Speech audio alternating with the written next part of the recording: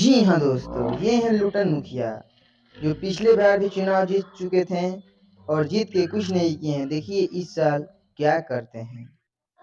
और ये देखिए विपक्षी पार्टी जो लुटन मुखिया के विपक्ष में खड़े हुए हैं, जिनका नाम है दोगलवा मुखिया। देखिए इनका इस साल क्या होता है। चलिए दोस्तों शुरू करते हैं और देखिए आगे क्या होता है। अबे तू कहाँ जाते रे? कहीं ने वोट मांगे। लुटन मुखिया जिंदाबाद। लुटन मुखिया जिंदाबाद। और ये हैं दोगलवा मुखिया।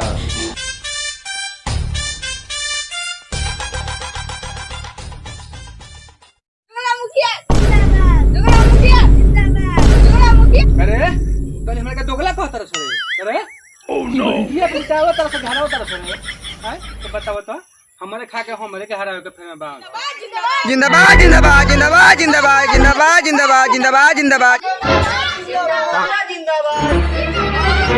लुटन मुखिया जिंदाबाद।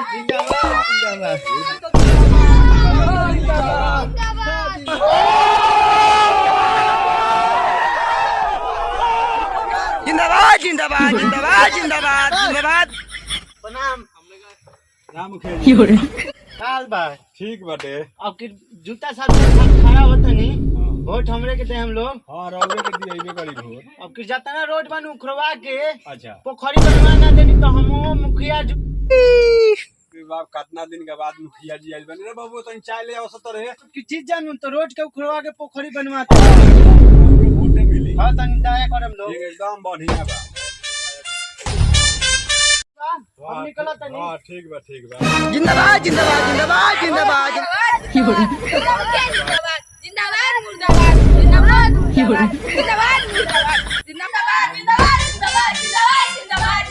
जिंदाबाद जिंदाबाद जिंदाबाद जिंदाबाद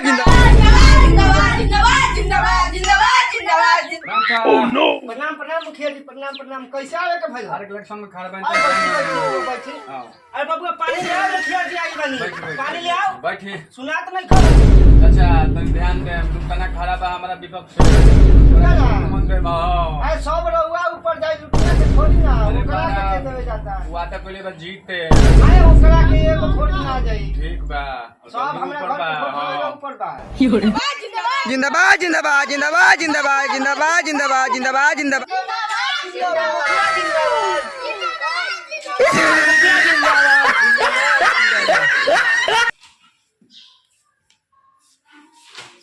जी हाँ दोस्तों ये लोग वोट मांग चुकल बा। आप देखिए जीत केकर होता।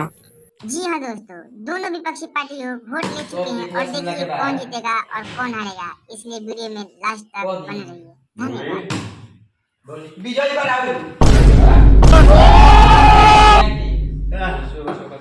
दोगलवा के मुंह में करी खेला दोगला के खाई जाएगा पूरा गांव में बटवाई मठिया घर में पंचायत में विकास हो जाए एकदम रोड उखड़वा के पोखरी बनवा दे हवा दे एकदम। हां ठीक बताएं दोगला के तो करी खेला किए गो